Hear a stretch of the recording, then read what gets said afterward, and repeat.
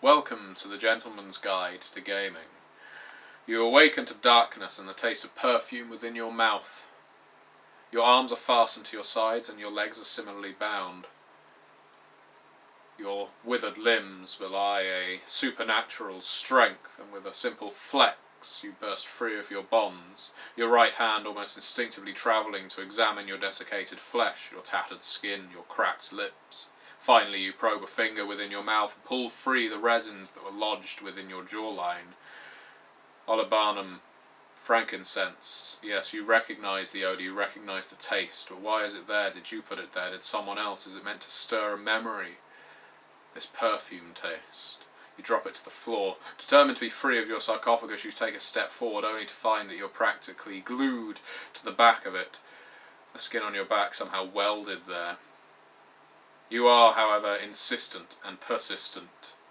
You push free the door, and with a satisfying tear you rip the ancient skin from your back, leaving it stuck to your sarcophagus, as you, alas, enter a tomb that is just as dark as the interior of the coffin in which you were recently residing.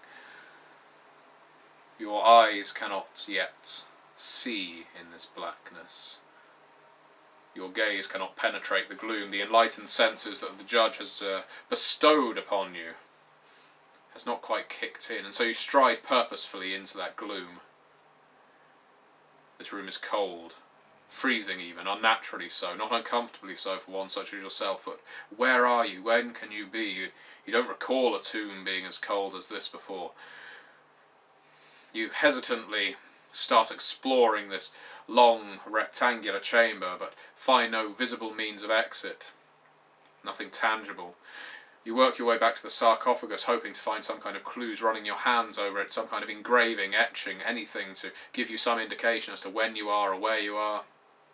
You find a simple crest, maybe an icon, letters that you understand somehow, but a word that you do not. It spells frigid air. You do not know what that means. Impatient now, you can feel the vessels and relics surrounding you. You know that they are here. You know that your icons of great power are somewhere nearby, but you cannot see them, so you are panicked. The sekhem in your body pulsating, waiting to be released. You let forth a roar inhuman. Bellowing from your mouth comes a gout of flame that is capable of cutting through the wall surrounding you. It illuminates the room finally. You see the doors. You make your way through. The harsh light that greets you is enough to make the eyelids of your sunken eyeballs blink furiously. You were not expecting light so harsh as this, reflecting off all these metallic surfaces, and you recognise some of the utensils hanging there, knives, food utensils. You were in an abattoir, meat locker, but why? That does not seem like the kind of place that you would make your rest. There's another door, you make your way for it. This room is different, and here are your vessels, here are your relics. That taste of perfume is still there. That smell of frankincense is still there. The statuette, ever so important to you, surrounded by a bushel in that corner, yes, that is the correct place for it. The amulet on the pedestal, that is the correct place for it. A gift from one of your peers within the Marquette. The unadorned pillar in the centre of the chamber. Yes, the geometric pattern of your vessels is perfect. They have not been disturbed. You have not been awakened unduly. Perhaps more alarming is the arrangement of tables and chairs surrounding your vessels, and the people there who have not been affected by your Cerberus. They have not been terrified. They are not cowering in fear. That can only mean that they are your cult, but you do not recognise these people, who put their knives and forks down, who turn to look at you. Some fall to their knees, others bow. One, a woman near the front, stands from her seat and raises a glass in toast, in salute to you. You raise your hands. You wish to speak, but your tongue is too mottled and old. You could not enunciate if you chose. So all you can do is gesture with your hands. You come to the realization that your cult has built a restaurant above or within your tomb. Some means of protecting you, perhaps, but how ignominious. You are Suran Nalib, the bearer of incense. For your guild, for your judge, This is not the tomb that you remember. This is not the cult that you remember. However, they must have kept you safe, and they must be calling you for a reason. The only decision at this point is whether you set an example by thanking the High Priestess, clasping her hands in yours, bestowing upon her a great blessing, or setting a different kind of example by allowing the harsh, blazing sands of the desert to pour from your palms and scour the flesh from her bones. You have a choice. And this game is Mummy the Curse. Mummy the Curse is the newest New World of Darkness game by Onyx Path Publishing, lead developer of which, C.A. Suleiman, has been a guest on this channel. This version of the book is the deluxe version funded through Kickstarter with the embossed cover, which hopefully you can see to some degree, and the gilt edging on the pages. I would also say that the page quality on the deluxe version is better than the Drive-Thru RPG one, although that version is by no means bad, as I own both. I always find it helpful to own two books of a decent role-playing game, so hopefully that sets it in good stead right at the start. Now, Mummy the Curse is a game that I have struggled to review.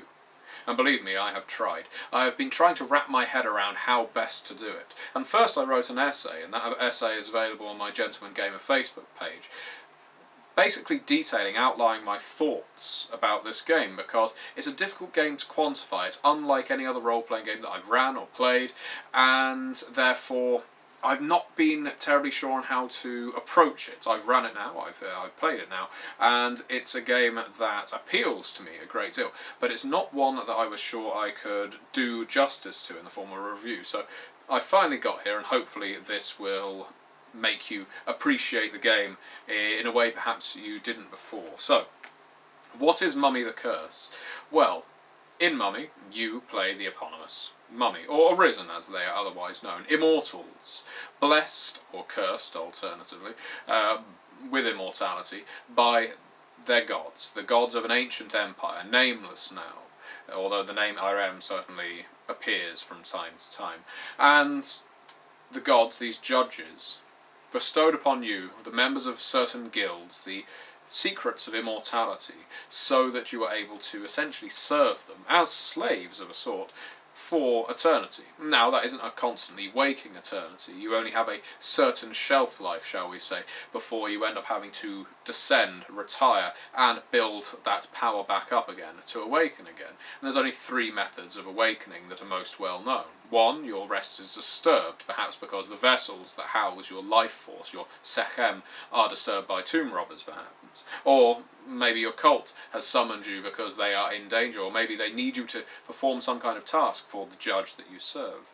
Another reason is because the Sothic wheel has turned. Sirius is high in the sky every 1,461 years, and so this time, in 2012, when the Sothic wheel turns, all Arisen wake up. And if you want to play a game that's based on the Sothic turn, you've got some very interesting periods of history. Every 1,461 years, 2012, well, that's the modern era, and no doubt people will remember this. 1,461 years ago, the rise of Christianity, and indeed around that time Islam. Prior to that, post-Ramesses era Egypt, when it was getting very slightly decadent. You've got some very interesting time periods you can run if you want to run Chronicles when every single mummy in the world is up and about and serving their judges. And arguably, it's at those times that the mummies are at their most active. So, that is what Mummy is. But what is a mummy and what does he do? Well, aside from being an immortal, he is a being, or she, is a being that, in this ancient civilization of Irem, served its judges to such a degree that he was graced with immortality and the great powers with which to serve the judges. However, their respective judges, each mummy typically has one to whom he's pledged a decree, has certain motivations. The judge wants certain things done, some obvious, some more oblique, but it is up to you to work those out. And for as long as you pursue those objectives, you can stay awake. As soon as those objectives are complete, your sekhem, your life force, begins to deplete at a rapid rate, and you find yourself retiring again until your judge needs you. Mummies are, as I say, come from different guilds. For instance, the Marquep, the engravers, the labourers, the workers, but also manipulators and deceivers. No one suspects the common working man of listening to every conversation from all the high and mighty guild members, and yet they are a great source of information, and they have a great ability to manipulate others. The Sesha Hebsu, another guild, the scribes and scholars, who chronicle the cosmic wheel, the scroll of ages. They would love to explore name magic. They have great powers of sorcery, and they strive to work these powers in order to serve their judges, but can also appraise ancient relics with an amazing level of ease. And you pick your guild as part of character creation. The judge to whom you have decreed is also picked at character generation. That will affect your decree, I suppose, formation of mummies that you fall within. The list of judges is quite impressive. If you are one of these players who likes lots of gods in a role-playing game, there are many other guilds, by the way, but I'm not covering all of them in this. But there are many judges, so if you are, for instance, a Forgotten Realms fan, and you love all of your deities, these judges fill quite a similar kind of a niche, and yeah, good lord, there are lots of them. To provide you with examples, there's Amhotep, the bringer of sacrifice, who can strengthen your essence and bestow affinities that harden the flesh and allow its servants to heal. Who else do we have? Kenemti, the penitent, who bestows upon you the gifts of the name, allowing you to curse others or infuse your soul with theirs. Kerti, the judge of impurity, strengthens the heart and provides boons to the allies of the Arisen while being able to harden the body and reduce mental malady by replacing it with physical ill. And your judges have a knock-on effect to the decree that you fall within, whether you are one of the lion-headed hands of the Sekhmet or the falcon-headed charioteers. The decree bestows upon you even more gifts. Through character creation in this game, the guild to which you belong, the judge you follow, the decree that you have sworn, well, your characters are largely infinitely customizable. Infinite, okay, maybe a very broad term, but all of these options result in Mummy the Curse becoming an incredibly enjoyably complex game for the world of darkness. Complex not in a scary way, not in a difficult way, but in that there's such an amount of customization and versatility that can go into character generation that no one Arisen has to be the same. So you have these affinities, you have these utterances, and these are affected by the ratings of your various pillars. Pillars being what essentially makes up the body and soul of the mummy. These pillars are fueled by this life force, this sakhem that is bestowed upon you by your judges when you were first created. And while the secrets of immortality have long since been lost, at least according to the Arisen and the judges to whom they report whenever they descend and pass back into Duat, when you arise, first of all, your sekhem is at its peak.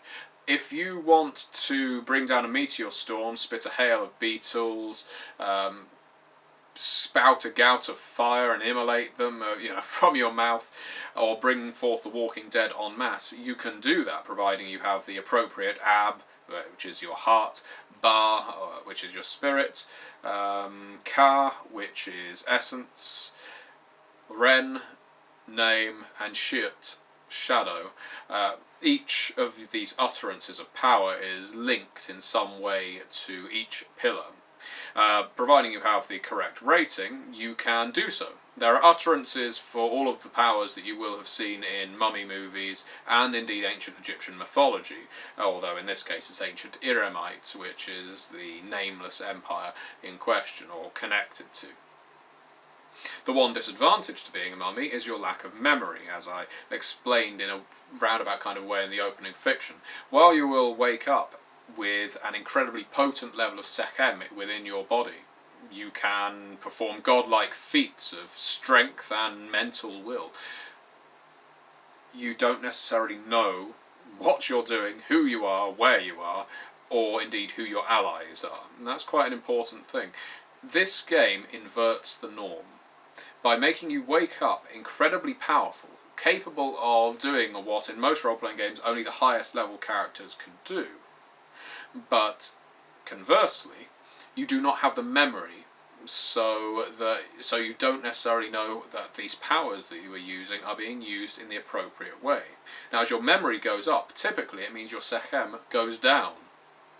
When your Sekhem runs out, you must sleep again. But around that time, you will have the vast majority of your cognitives back, which essentially means that you can be pursuing someone you presume to be an enemy throughout the entire course of a chronicle, only to realise at the crucial moment this person isn't your enemy at all. You're being manipulated, let's say. You finally remember who it is that's telling you to do this, and yet you don't necessarily have the physical power to act on it.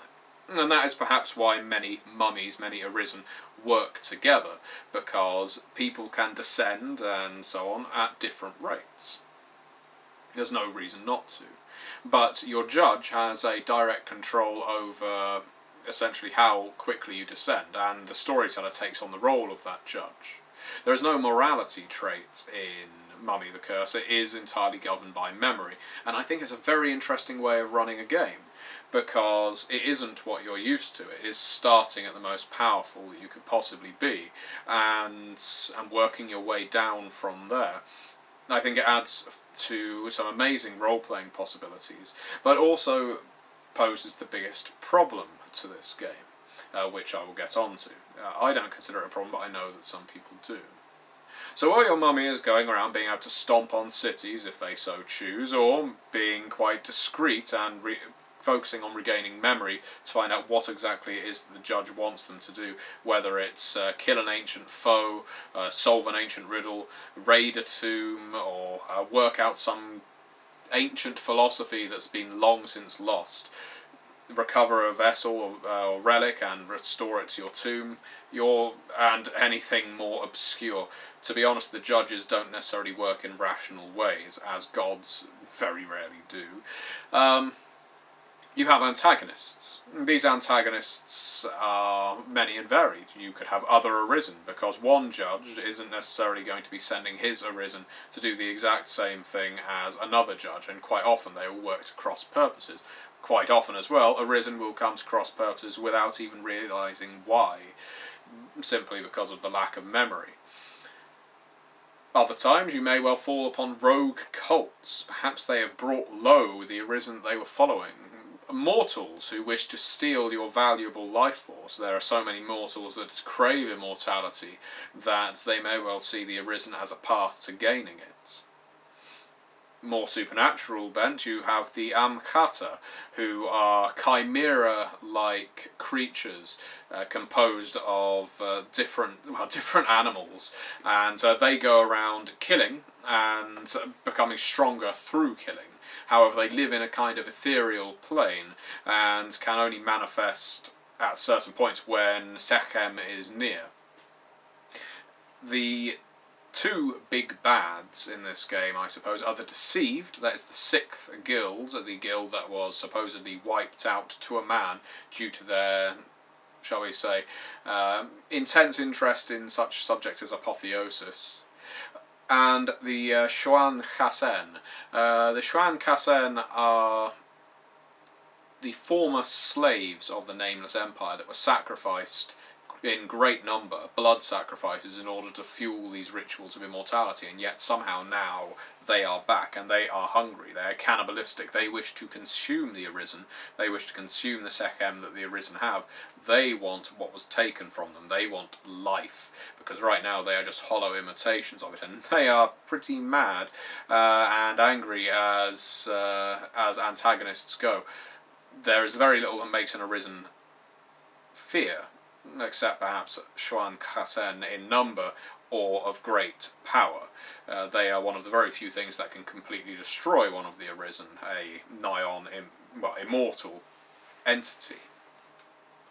The system within Mummy the Curse is your standard storyteller system. D10 dice pools, you roll 1 die for every single point you have in the corresponding attribute and ability, or skill rather, and you need to exceed a difficulty of 8 on at least 1 die roll.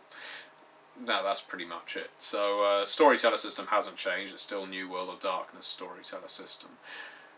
So, I've given you the basic setting of the book, of the game. The layout of the book is shortly coming. But before I drift off of setting entirely, the biggest problem some people have with this game is in the way that it's structured. The lack of memory. When a mummy is created, I would argue that it isn't necessary for that player to create a vast backstory for the mummy. Loads of history, because that's what you do in most role-playing games, but in Mummy the Curse, that kind of information is going to be released to you by the storyteller in an episodic nature. The more your memory increases, the more the storyteller will be able to leak to you. And some players have a problem with this, because they end up thinking they're just playing a template. They think they are just creating a mummy with various powers, but as they have no idea as to what that mummy was in his mortal life, let's say, or what his previous adventures have encountered, then they feel like they're being led by the nose a bit. And I would disagree with that assessment, and I would say that's the harshest assessment I've seen about this game, because my argument is that this game empowers the storyteller like no other. And if your player is the sort of person that loves TV shows like The Wire, like Lost, like anything that's episodic, serialised in nature, that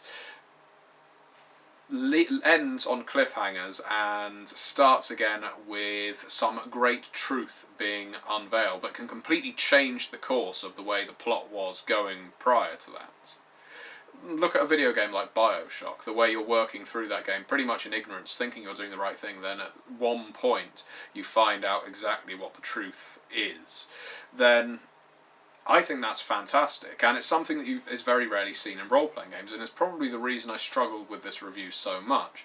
It's because Mummy is a game that puts the power very much in the hands of the storyteller.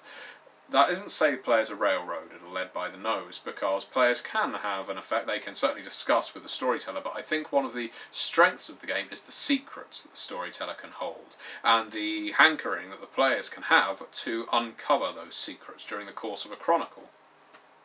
Go the right way, speak to the right people, do the right things, you'll find out what the judge wants of you. And I really like that. The other issue that people have said about, I say people, one person I've read has, is the contrivance that would require mummies to all be in one place at one time. And I don't think that's a contrivance, because you can quite easily have a cult that is large enough to secure the resting places of multiple Arisen, or you can have a conglomerate of cults with different backgrounds, whether they know of each other or not, that are looking after various Arisen. You can have various codes, you can have certain symbols, things that will trigger the memory most quickly to make these Arisen recognise each other and not just blow each other to shit before realising, oh yeah, we were actually working together last time. Although that can be an interesting plot element in and of itself. The book actually gives you different options for playing this game. You can play with one Arisen and multiple other people playing cultists and Sadiq, the immortal servants of mummies.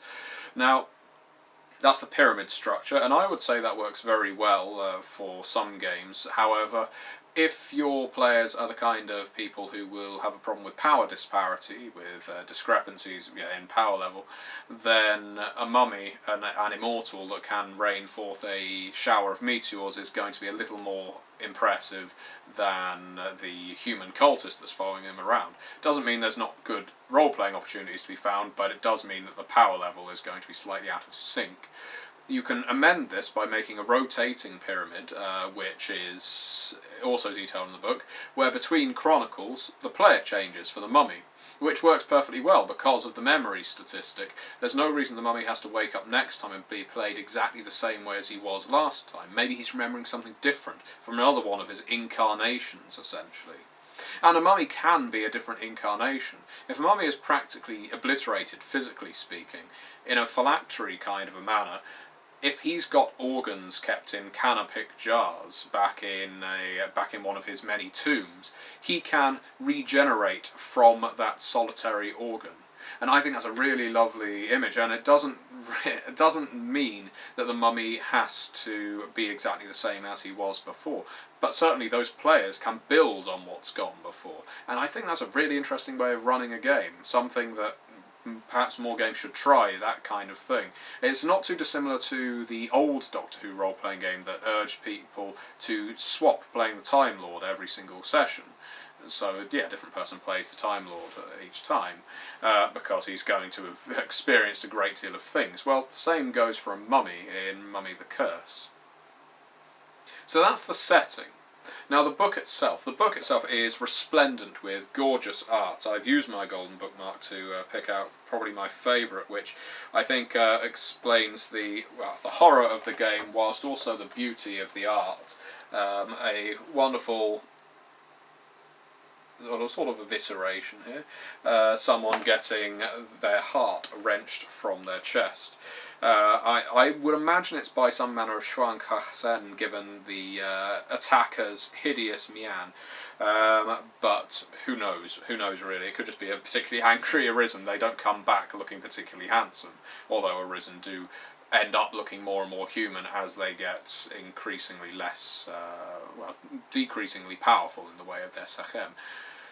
The book is laid out in a very interesting manner in the fact that the chapters are interesting to read. They are written in a flavourful, colourful way, and I'd say the only issue that I've had is the change between the player's guide and the storyteller's handbook, which I'll get onto in a bit.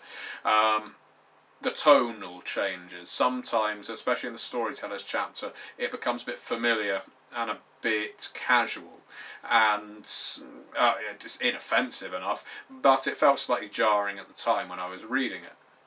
What's more, and this is perhaps due to the stages of character generation, the Decrees chapter doesn't seem to me to be in the place I would expect it. I would have imagined it to be Guilds, Judges, Decrees, but it goes Guilds, Judges, Character Generation, Utterances, Affinities, Utterances, Decrees, I think. Also, the chapter that surrounds building a cult, I would have imagined would have fallen better into the Merits and Flaws chapter, which covers building your tomb. Is it lethal? Are there traps?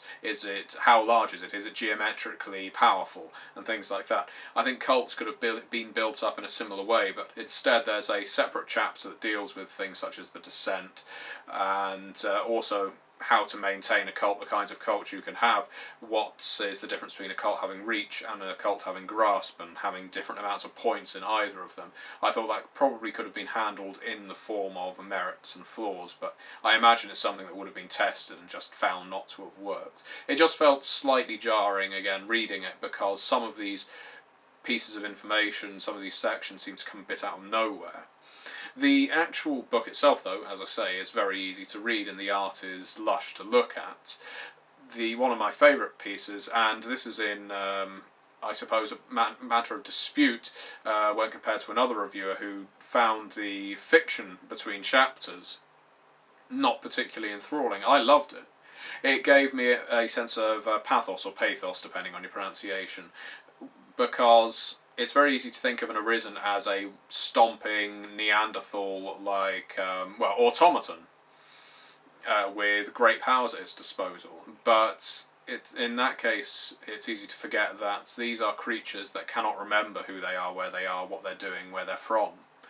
And if you think of the tragedy of something like Alzheimer's or dementia, that you can have someone who's perfectly physically able and yet has lost their mind in many ways, has lost their cognitive ability, then playing characters like that is tragic. And some of those fiction pieces that go between the chapters, I loved them because they cover that kind of that feeling of loss of self. that tragic feel that I am a monster, I am a god, I can do whatever I want, but what is the right thing to do? I don't know who my friends are, I don't know who my enemies are. These mortals around me are so fragile. Should I care for them, or should I cut a swathe through them? I don't know what I'm doing. And again, some players, going back to the gameplay side of that, may find that an intimidating task to take upon themselves. But I think as a storyteller and as a player, that is a wonderful role-playing opportunity. That kind of tragedy surrounding yourself. Imagine if every time you awoke from let's say your cult summoning you fell in love during your descent. Every single time you fell in love. Well, imagine if one time there wasn't much time between your descents, and you fell in love with someone and only come to realise that the person you betrayed someone who's still alive today, and maybe that racks you with guilt because you never even considered it a possibility before. Maybe you're just driven to such things. Mummy the Curse can be played in so many different ways in that regard. Now, I know this is an overly long review, but it's a very good role-playing game, and I wanted to cover it in depth. And the final part I wanted to cover was the Storyteller's Handbook, which, unlike many other games, comes as part of the core rulebook. Now, in a sense, it's like the truth in Slay Industries. You have 3/4 of the book here is for the players, and the last part is for the storyteller. And honestly, I don't know any players who would just stop at the player's side. But to those who like a surprise, the storyteller has all of the meta plot, essentially, the horrible truth of Irem, of the Nameless Empire, of the Arisen, of the Judges, of the Deceived and the Xuan Chasen, etc., and the stats for the enemies that can be encountered, and so on, detailed in the Storyteller's Handbook. It's a good way of doing it because it saves money on having to buy a separate tome, I think, but at the same time it's I'm not sure whether it's necessary. I appreciated it. I don't know that everyone would.